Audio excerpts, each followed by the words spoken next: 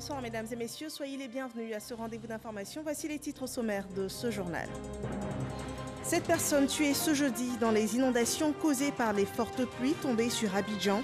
Des dégâts matériels sont aussi déplorés. La population est appelée à la vigilance en cette saison des pluies qui, selon les prévisions, enregistrera de fortes précipitations.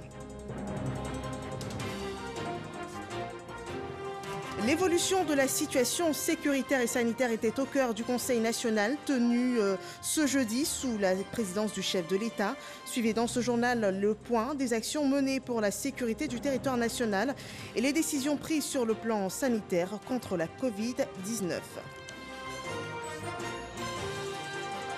La Première Dame réitère son engagement à lutter contre le travail des enfants. Elle a ce jeudi fait don de matériel à la police nationale pour l'équipement des services en charge de la lutte contre le travail des enfants et la délinquance juvénile. Bienvenue dans ce 23h. Le district d'Abidjan a enregistré de fortes précipitations ce jeudi, des pluies diluviennes qui ont occasionné des inondations dans plusieurs communes d'Abidjan. Les Abidjanais exprimaient leur détresse sur les réseaux sociaux. Au moins 7 personnes ont perdu la vie et des dégâts matériels sont constatés. Nous y reviendrons au cours de cette édition. Le Conseil national de sécurité s'est réuni ce jeudi pour évaluer la situation sanitaire et sécuritaire. Premier point à l'ordre de cette réunion, la situation sécuritaire après l'attaque du poste mixte de Kafolo le 11 juin dernier. Sur le sujet, le chef d'état-major général des armées a présenté les actions menées par l'armée ivoirienne contre la menace terroriste. Suivons son propos. Dans le cadre des actions contre la menace terroriste en Côte d'Ivoire, les forces armées de Côte d'Ivoire et du Burkina Faso ont conduit l'opération commune dénommée Komoué 2020, du 11 au 24 mai 2020. Cette opération a permis la neutralisation de 8 terroristes, la destruction de la base de cantonnement à proximité de la frontière commune, l'arrestation de plusieurs dizaines de suspects et la saisie de divers matériels. À la suite de l'attaque du poste mixte de Kafolo dans le nord de la Côte d'Ivoire, survenue le 11 juin 2020, qui a fait 13 tués, l'opération Rétorsion, combinant ratissage, recherche de l'ennemi et investigation, a été immédiatement engagée. Au 13e jour des opérations, le bilan s'établit comme suit. Une trentaine de personnes arrêtées, notamment des combattants, agents de renseignement et des logisticiens. Il y a lieu de préciser que parmi les combattants arrêtés figure le coordonnateur de l'attaque de Kafolo. Il s'agit du nommé Sidibé Ali, dit Sofiane, de nationalité burkinabé, interpellé après une traque minutieuse. Des armes, des motos, des téléphones et des vivres ont été saisis. Les opérations et les enquêtes se poursuivent en vue d'identifier tous ceux qui ont participé à cet acte terroriste ou ont aidé à l'organiser de quelque manière que ce soit. Son Excellence, Monsieur le Président de la République, encourage les forces de défense et de sécurité à persévérer afin de ramener la sécurité dans cette région frontalière et de maintenir la paix sur l'ensemble du territoire national. C'est l'occasion de renouveler l'invitation faite aux populations à une collaboration étroite avec les forces de défense et de sécurité. Les honneurs militaires seront rendus aux morts le jeudi 2 juillet 2020 à 10 h à la place d'armes général de corps d'armée Ouattara Thomas Dakin de l'état-major général des armées, en présence de son Excellence, Monsieur le Président de la République, chef suprême des armées. En plus de faire le point sur les actions sécuritaires, cette séance a permis aussi d'examiner l'évolution de la maladie à coronavirus en Côte d'Ivoire, tenant compte des différentes données du comité scientifique. Le Conseil national de sécurité a décidé du maintien de l'état d'urgence et de l'isolement du Grand Abidjan. Pour ce qui est des mesures portant sur les frontières ivoiriennes, il est annoncé l'ouverture prochaine des vols domestiques et internationaux. Écoutons le ministre de la Santé et de l'Hygiène publique à ce propos. Le président de la République, son Excellence, M. Alassane Ouattara, a présidé ce jeudi 25 juin 2020 une réunion du Conseil national de sécurité. Cette séance a permis d'examiner l'évolution de la maladie à coronavirus dans notre pays. Prenant en compte le rapport du comité scientifique et après analyse, le Conseil national de sécurité fait le constat suivant. La capacité et la qualité des textes ont été renforcées, permettant ainsi d'augmenter de manière significative le nombre de personnes testées par jour conformément à la stratégie du gouvernement. L'évolution du nombre de cas positifs est conforme aux prévisions. La hausse enregistrée depuis le début du mois de juin 2020 résulte de la non-application des mesures barrières par les populations. Le taux de décès sur le nombre de cas positifs s'établit à 0,7% et reste l'un des plus faibles en Afrique. Il traduit la qualité de la prise en charge rapide des malades par le système sanitaire. La stratégie d'isolement du Grand Abidjan continue de donner des résultats probants. Le Grand Abidjan reste le principal foyer de l'épidémie avec 96% des cas positifs, dont 31% des cas à Cocody-Bingerville et 30% à Makori-Trècheville. Les travaux sont à l'intérieur du pays pour un diagnostic renforcé et la prise en charge des malades en vue de permettre au système sanitaire de répondre aux besoins des populations sur toute l'étendue du territoire. Le port du masque et le respect de la distance sociale demeurent plus que jamais nécessaires pour briser la chaîne de contamination. Enfin, le Conseil national de sécurité se félicite de l'engagement citoyen du corps médical, des forces de défense et de sécurité et de tous les acteurs engagés dans la mise en œuvre du plan de riposte sanitaire.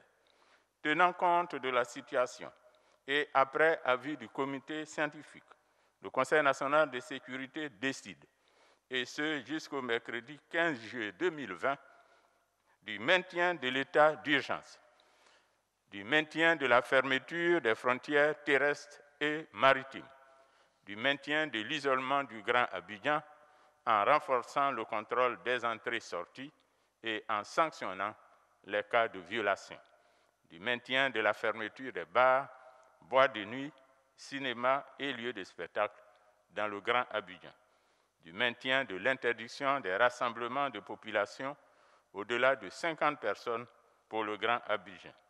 Le Conseil national de sécurité a également décidé du renforcement du dispositif de prélèvement et de texte pour fournir les résultats dans un délai maximum de 48 heures, de l'isolement obligatoire de toute personne testée dans l'attente des résultats, de l'ouverture des vols domestiques à compter du vendredi 26 juin 2020 dans le strict respect des mesures sanitaires, de l'ouverture des vols internationaux à compter du 1er juillet 2020 dans le strict respect des mesures sanitaires.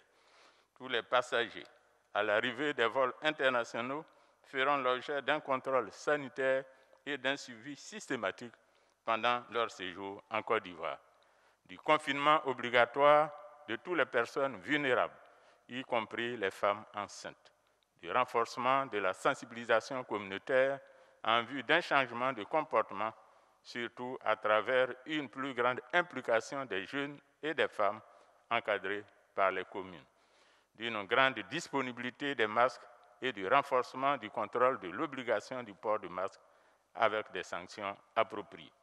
Le Conseil national de sécurité invite les populations à aider le corps médical et les autres acteurs qui ne ménagent aucun effort pour accomplir leur devoir en respectant scrupuleusement les mesures barrières. Le Conseil national de sécurité rappelle la nécessité impérieuse de l'implication de tous les acteurs de la société à tous les niveaux dans la mobilisation des populations et les moyens en vue de briser la chaîne de transmission. Le Conseil national de sécurité félicite le personnel soignant des forces de défense et de sécurité ainsi que tous les autres acteurs en première ligne pour leurs efforts sans relâche afin de permettre à notre pays de continuer d'apporter une réponse appropriée à la crise à Covid-19. Voilà des décisions du Conseil national de sécurité qui ont pour but de mettre fin à la pandémie de la Covid-19 en Côte d'Ivoire. Et à l'issue de cette réunion, le ministre d'État, ministre de la Défense, Ahmed Bakayoko, a délivré un message au nom du président de la République, Alassane Ouattara, suivant cet élément. Le président a donné des instructions et les grands commandements travaillent aujourd'hui à la mise en place d'une zone d'opération de commandement unique au nord, qui va être renforcée, qui aura des moyens adéquats. Et nous avons travaillé au redéploiement de notre gendarmerie, de notre police et de l'armée. Et aujourd'hui, il y a un niveau de présence de nos forces qui fait que personne ne peut venir en territoire ivoirien et s'incruster durablement. Personne ne peut aujourd'hui prendre une partie du territoire ivoirien et s'y installer. Parce que nous avons la capacité de réaction. Et nous n'allons pas laisser notre territoire désorganisé par tous ceux qui sèment la terreur. Les enquêtes se poursuivent pour voir tous les complices. Comme je l'ai dit, aujourd'hui, on voit bien qu'il y a des gens qui ont aidé ces terroristes. Les enquêtes permettront de savoir exactement avec qui ils étaient en contact, avec qui ils étaient en lien, avec qui ils parlaient. Parce que, comme vous savez, ces personnes vivent dans un système fermé. Je veux rassurer les populations, nous suivrons cela de très près et nous sommes très confiants en notre capacité à rétablir l'ordre et maintenir la paix durablement sur notre territoire. Au niveau de la riposte sanitaire, le président, je peux vous le dire, a dit au comité qu'il allait observer les tendances cette semaine. Il allait observer les comportements des uns et des autres cette semaine. Parce qu'on voit trop de gens sans masque dans la rue, on voit trop de gens se regrouper sans que cela soit utile. Et donc, si les cas continuent à grimper, le président n'aura pas le choix, à partir du 15, de revenir à des mesures de restriction encore plus draconiennes, telles le couvre-feu. Oui, il est important, et c'est un message fort. Il faut que nous prenions conscience que cette maladie elle est dangereuse pour nous-mêmes, pour nos familles, nos parents, surtout les personnes vulnérables. Et notre comportement peut nous permettre de nous épargner cette maladie, à nous-mêmes et aux autres. Voilà, les forces de défense et de sécurité maintiennent l'ordre sur le territoire national.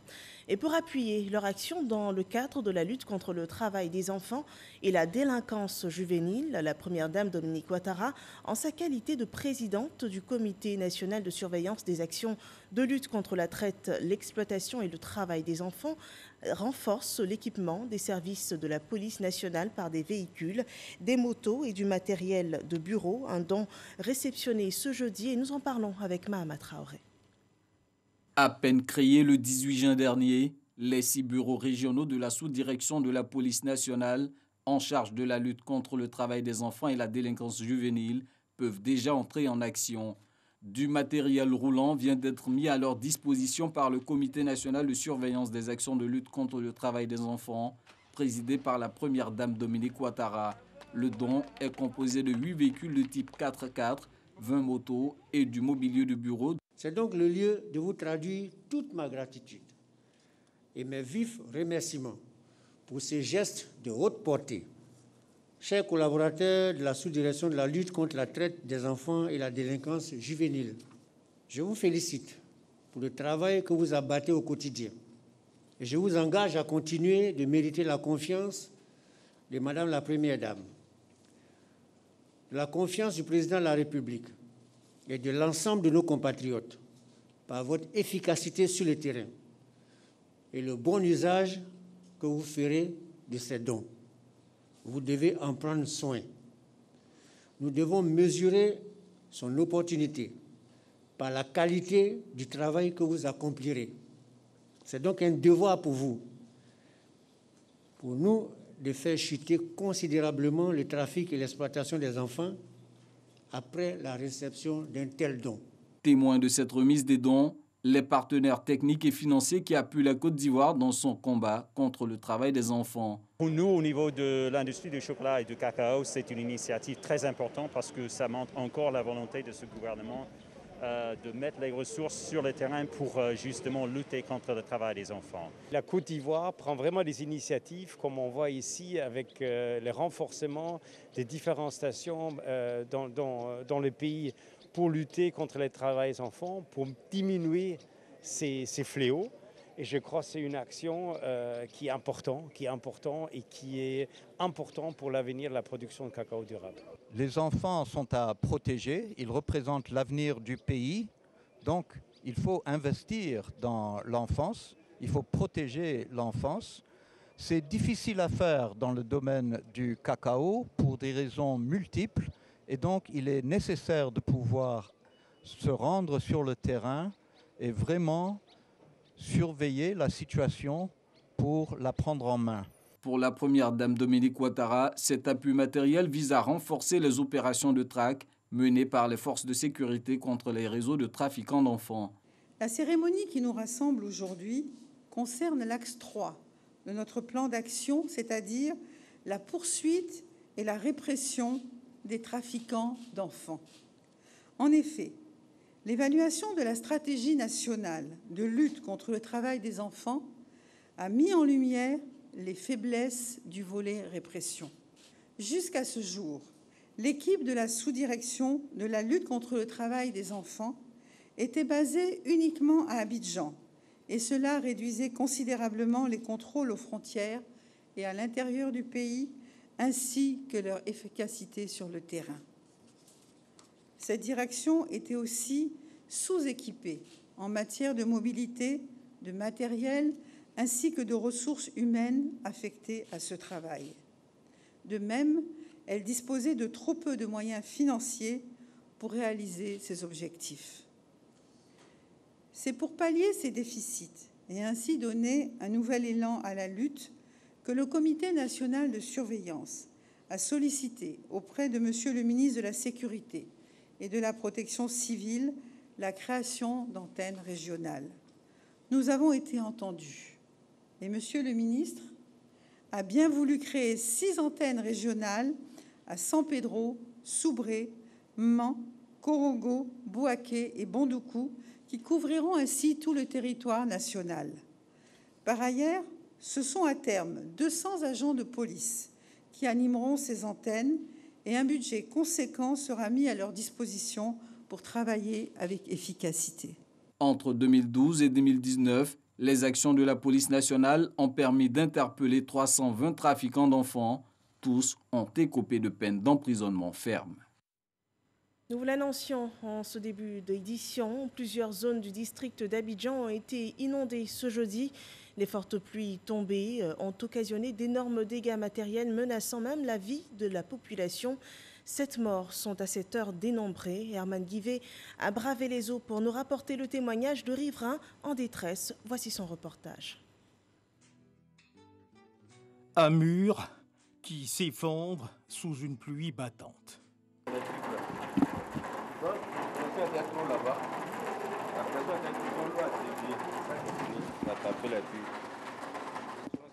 Une victime de plus sur la liste.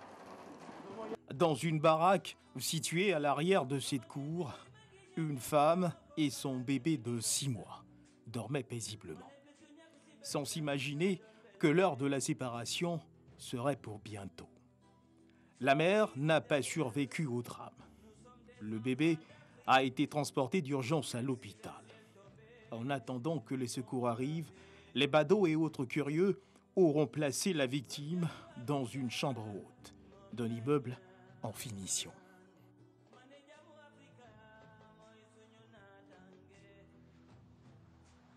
Dis-moi, je ne sais pas s'il y a quoi.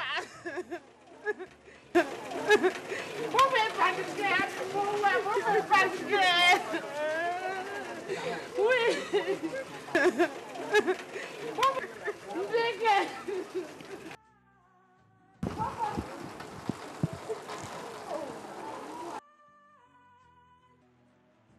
Un témoin raconte. On était sur la dalle, on était en train de regarder la pluie venir.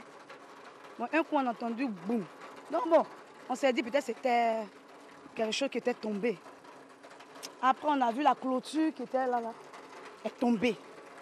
Bon, après, on a commencé à crier. C'était chose. La femme de notre gardien avait son bébé qui était couché dedans. Bon, après, moi, j'ai appelé même le mari et lui a demandé, et ta femme? Il dit non, sa femme était... Il ne savait même pas que sa femme était couchée. Lui, il était au portail, il était suivi. Il dit, et ta femme? Il dit, sa femme est sortie, tout ça. Après, lui-même, il courait même pour aller chercher sa femme, même tout ça. Il était affolé, il était chez sa femme. Là, la femme était couchée, là. Elle était déjà... Mais on a pu sauver un peu le bébé. Le bébé est un peu blessé, mais c'est la femme qui n'a pas pu suivre. Nous sommes au quartier complexe de la Riviera Palmeraie, où l'eau de ruissellement règne en maître absolu en saison des pluies. Des travaux d'aménagement ont pourtant été engagés pour éviter que ce schéma ne se reproduise chaque année. Mais en attendant que ceci s'achève, la pluie semble imposer son dictat. Le commissaire de police du 35e arrondissement et ses hommes sont appelés en urgence pour le constat. Le coup de cœur des riverains. C'est vrai qu'il y a un début d'exécution des travaux. Nous saluons cela. Mais je dis bien, on a été la dernière inondation où il y a eu plus de 10 morts, c'était en 2018, en juin 2018. Donc nous sommes en 2020. Soit 2 ans, on aurait dû terminer au moins ces travaux. 2 ans, on aurait dû terminer ces travaux. Pourquoi ces travaux connaissent une lenteur? Qu'on nous explique cela. C'est la question que nous nous posons. Il ne faut pas attendre qu'il y ait des morts d'hommes avant toute chose. Pourquoi cette lenteur? Les gens, les Franzétiques qui a le marché, pourraient travailler de nuit comme de jour. Franzétiques travaille jusqu'à 17 h et les ouvriers retournent chez eux à la maison. Pendant ce temps, la nuit est libre, on peut travailler. On est vraiment exaspérés, on n'est pas du tout d'accord. Du côté d'Abidjan Mall, carrefour Gossio, des résidences flirtent avec l'eau de ruissellement. Les riverains n'y comprennent pas grand-chose et appellent au secours. Voilà, et c'est ce qu'on vit depuis un certain nombre d'années. Dès qu'il pleut, voilà, vous avez de manière abrupte la montée des eaux et puis on est surpris. Voilà, donc c'est une zone qui est régulièrement sinistrée. Vous pouvez voir cet immeuble-là. Voilà. On avait à l'époque organisé une pétition pour faire arrêter les travaux. Les travaux avaient été effectivement arrêtés. Là, on se rend compte que depuis quelques jours, ça a repris. Et donc, ça obstrue le passage de l'eau. Et puis, le trop-plein se déverse dans la rue. Il y a eu des dégâts, en tout cas, les dégâts impossibles, quoi. Un peu plus en face, des secours improvisés s'organisent. De jeunes gens se sont donc portés volontaires pour aider des personnes coincées dans leur véhicule à sortir de ce piège formé par les eaux. On est en train d'aider. Si vous avez des gens qui sont en haut, il y a d'autres voitures qui sont encore coincées. On les aide tous à pouvoir sortir de l'eau, puisqu'il y a une inondation en surprise sur nous. Il y a quelques personnes qui sont inondées par cette eau que vous voyez là. Exemple, il y a des gens qui sont partis ce matin, qui n'ont pas pu les aider, mais dommage. On est arrivé à faire ce qu'on pouvait faire ce matin. On nous rapporte d'ailleurs qu'un motocycliste aurait été emporté par la force du courant. Hélas, une autre victime. Au niveau du rond-point de la Palmeraie, une réalité qui ne peut souffrir d'aucune contestation. C'est bien l'eau de ruissellement qui règne comme un seigneur. Un seigneur qui trouve d'ailleurs des observateurs. Un public conquis par une force devant laquelle l'homme semble totalement impuissant. Et parlons d'impuissance, ces passagers pris au piège des eaux, qui ne semblent eux aussi pas vraiment comprendre ce qui leur arrive. Et comme vous pouvez le constater, eh bien en arrière-plan, les eaux ne cessent de gagner en intensité et ne cessent de monter en puissance. Sur le terrain, le préfet d'Abidjan, le maire de Cocody, le commissaire Irié et ses hommes se sont donc rendus ce matin pour justement constater les dégâts causés par cette montée fulgurante des eaux. Une visite initiée par le préfet d'Abidjan afin de sensibiliser les populations à quitter les quartiers à risque pour éviter que la Côte d'Ivoire ne connaisse un autre drame. La saison des pluies n'a certainement pas encore dit son dernier mot. Et la vigilance est requise en cette saison des pluies qui devrait encore enregistrer de fortes précipitations. Vigilance aussi pour stopper la propagation du nouveau coronavirus. Il faut respecter les mesures barrières.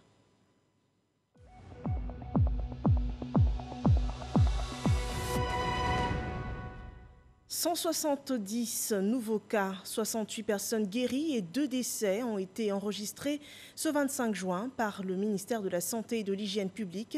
La Côte d'Ivoire compte désormais 8 334 cas confirmés. Le point complet de la situation sanitaire est présenté dans cette déclaration du ministère lue par le directeur général de la Santé publique. Le ministère de la Santé et de l'Hygiène publique a enregistré ce jour, jeudi 25 juin 2020, 170 nouveaux cas de Covid-19 sur 1012 échantillons prélevés, soit 16,8% des cas positifs, 68 guéris et 2 décès. Nous avons déploré 2 décès. Le premier, un enfant de 7 ans dont le décès est survenu le 13 juin 2020 dans un tableau d'infection sévère, dans une structure sanitaire publique.